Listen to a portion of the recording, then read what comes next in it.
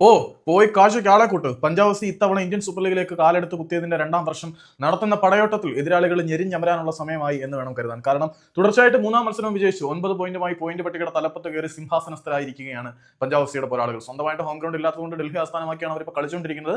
ഇന്ന് തലസ്ഥാന നഗരിയിൽ തങ്ങൾക്ക് എതിരാളികളായി വന്ന ഹൈദരാബാദ് അവരുടെ ബാലചാപല്യങ്ങളെല്ലാം മാറി സെറ്റായി വന്നുകൊണ്ടിരുന്ന ടീമാണ്. ആ ടീമിനെ എതിരില്ലാത്ത 2 ഗോളുകൾക്കാണ് പഞ്ചാബ് എഫ് സി പരാജയപ്പെടുത്തിയത്. ഹൈദരാബാദിന്റെ പ്രകടനത്തിന് സ്കോഡ് വാല്യൂവിന്റെ പേരിൽ വില കുറച്ച് കാണേണ്ട കാര്യമൊന്നുമില്ല. വളരെ മികച്ച പ്രകടനം ഇന്ന് ഹൈദരാബാദിന്റെ പോരാളികളിൽ നിന്നും ഉണ്ടായിരുന്നു എന്നുള്ള വസ്തുതകളൊക്കെ കണക്കിലെടുക്കുമ്പോൾ തന്നെ അതിഭയാനകമായിട്ട് തന്നെ 3ാമത്തെ മത്സരവും വിജയിച്ചുകൊണ്ട് പഞ്ചാബ് എഫ് സി തങ്ങളുടെ പോയിന്റ് പട്ടികയുടെ തലപ്പത്തേക്കുള്ള പ്രവേശനം ഒന്നുകൂടി ഉഷാറാക്കി സാധ്യമാക്കി എന്ന് പറയാം. എസക്കിയൽ വിദാൽ നേടിയ മനോഹരമായിട്ടുള്ള ഒരു ഫ്രീ കിക്ക് ഗോൾ, ആ ഫ്രീ കിക്കിലേക്ക് വഴിവെച്ച ഫൗൾ മനഃപൂർവ്വമുള്ളതായിരുന്നില്ല. നിഹാൽ സുദീഷിന് അനർഹമായി കിട്ടിയ ഒരു ഫ്രീ കിക്കാണ് ഗോളിലേക്ക് കൺവെർട്ട് ചെയ്യപ്പെട്ടത്. അതിനുശേഷം 71ാമത്തെ മിനിറ്റിലേക്ക് എത്തിയപ്പോൾ അവരുടെ സൂപ്പർ താരമായിട്ടുള്ള ഫിലിപ്പെ ഈ 3 മത്സരങ്ങളിൽ മനോഹരമായിട്ട് തിളങ്ങിയ താരം ഇന്നുകൂടി ഗോൾ നേടി അവരെ വിജയത്തിലേക്ക് നയിച്ചു.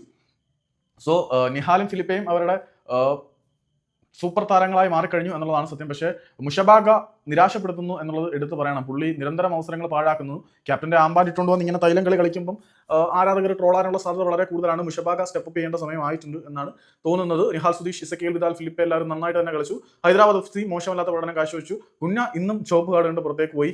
ഇന്ത്യൻ സൂപ്പർ ലീഗിലെ ചുവപ്പ് കാർഡുകളെ പ്രണയിച്ചവൻ എന്നുള്ള പേരിന് പുള്ളി അർഹനാവുന്നുണ്ട് എന്ന് തോന്നുന്നു.